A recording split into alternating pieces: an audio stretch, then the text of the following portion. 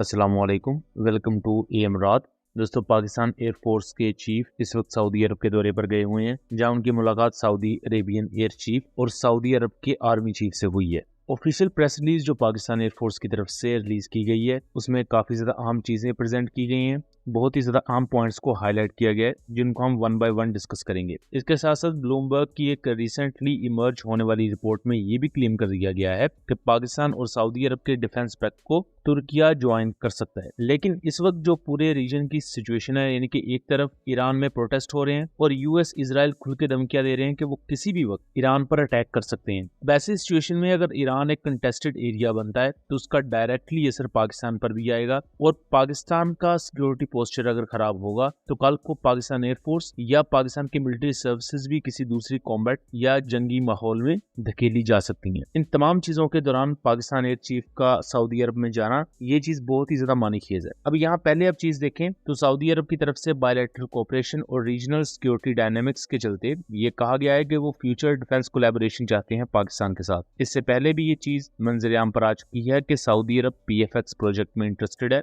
यानी कि आप सादा अल्फाज में जिसे GF-17 का ब्लॉक 4 कह सकते हैं। और उसकी रीजन बहुत ही ज्यादा सिंपल है। अब वेनेजुएला पर जब से यूएस ने चढ़ाई की है, उससे पहले इजराइल ने कतर में अटैक किया सितंबर 2025 में, तब से अरब नेशंस को तो ये चीज समझ आ चुकी है कि जब तक वो अमेरिका के थैड, पैट्रियोट जैसे मिसाइल डिफेंस सिस्टम्स या अमेरिका के F-15 या यूरोपियन यूरोफाइटर टाइफून्स इस्तेमाल करते रहेंगे तो ठीक है, उनके पास एक डिफेंस कैपेबिलिटी है, लेकिन प्रैक्टिकली ना तो उनकी MRO का कंप्लीट कंट्रोल उनके हाथ में होगा, ना उनको ऑपरेशनलाइज करने का कंप्लीट कंट्रोल उनके हाथ में होगा, और अल्टीमेटली अगर उन्होंने कोई भी बड़ा ऑपरेशन या किसी बड़ी कॉम्बैट में अपने वेपन सिस्टम्स को डिप्लॉय करना है तो सबसे पहले इजाजत अमेरिका से लेनी पड़ेगी। अब यमन में UAE बैक मिलिटेंट्स के खिलाफ सऊदी अरब ने अपनी एयरफोर्स को इस्तेमाल किया। यूएस को उससे कोई इशू नहीं है। कल को इजराइल सऊदी अरब पर चढ़ आएगा तो उसके लिए अगर इजराइल को रोकने के लिए सऊदी अरब अपने वेपन सिस्टम्स यूज करेगा जो कि ज्यादातर US मेड है, तो US उस पर शोर डालेगा। ये चीज अरब कंट्रीज को समझ आ चुकी है। यही वजह है कि सऊदी अरब ने लेटर ऑन फिर पाकिस्तान के साथ डिफेंस पैक्ट साइन किया, जो कि अल्टीमेटली एंड अप होगा चाइना के साथ बढ़ते हुए सिक्योरिटी कोऑपरेशन में, और उससे पाकिस्तान को भी काफी ज्यादा फायदा है। सऊदी अरब ऑफिशियली इंटरेस्टेड है PFX प्रोजेक्ट में,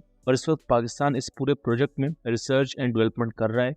पाकिस्तान एयरफोर्स की तरफ से भी PFX को एक प्रायोरिटी बेस्ड टास्क के तौर पर प्रेजेंट किया जा रहा है कौम के सामने। ऐसे में पाकिस्तान इस वक्त एक इशू फेस कर रहा है, वो है बजट, वो है फाइनेंसिंग।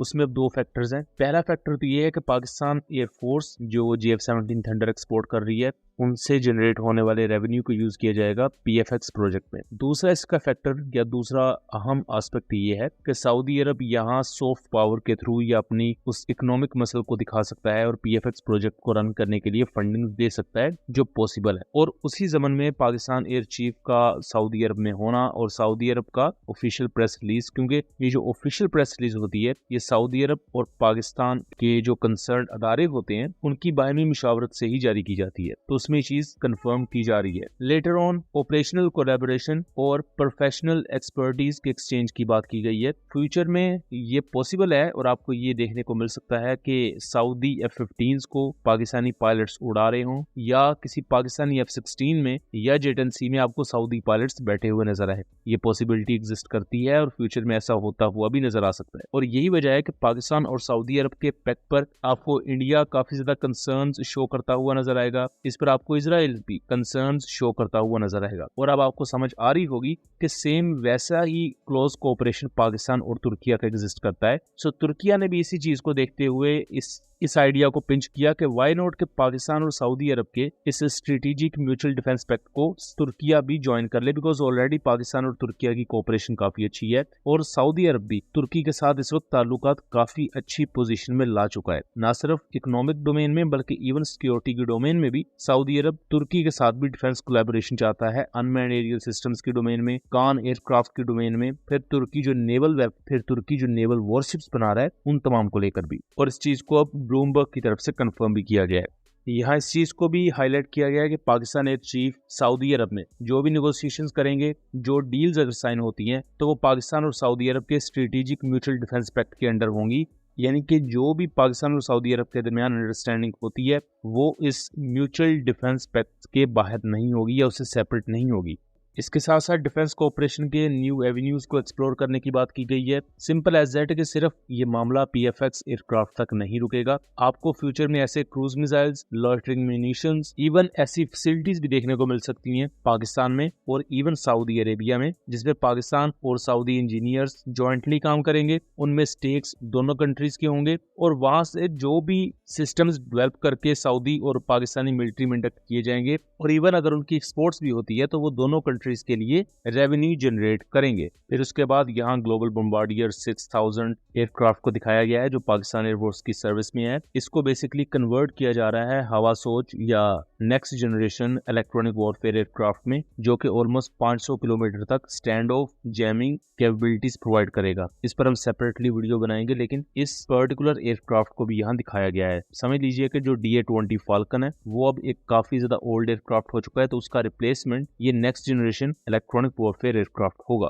फिर यहाँ पर हमें नेस्टैप का एक इंटरनल व्यू दिखाया गया है जहाँ हमें मल्टीपल अनमैन्ड एरियल सिस्टम्स दिखाए जा रहे हैं और यहाँ हम हाई स्पीड टारगेट ड्रोन को देख सकते हैं। ये हाई स्पीड टारगेट ड्रोन एक लॉयटरिंग म्यूनिशन में भी कन्वर्ट किया जा सकता है, तो ये ड्यूल पर्पस एक ड्रोन सिस्टम है जो पाकिस्तान इंडिजिनसली डेवलप करता है। फिर यहाँ GF-17 थंडर की एरोडायनामिक परफॉर्मेंस को दिखाया जा रहा है, जो उस पर एयर स्ट्रेस आता है उसको यहाँ विजुअलाइज किया गया है। सो ये वो तमाम चीज़ें हैं जो अभी पाइपलाइन में हैं, जिनको लेकर अभी काम चल रहा है। सो इन पर जैसे ही मजीद डिटेल्स आएंगी तो हम उस पर भी आपको ऑन बोर्ड लेंगे। सो दोस्तों, ये था एक एनालिसिस। उम्मीद करता हूँ चीज़ें क्लियर रही होंगी। वीडियो पसंद आई हो तो इसे ज़्यादा से ज़्यादा शेयर कीजिएगा ताकि इस तरह की मजीद इन्फॉर्मेटिव वीडियोज़ हम आपके लिए लेकर आ सकें। मिलेंगे अगली वीडियो में, तब तक के लिए अल्लाह हाफिज़।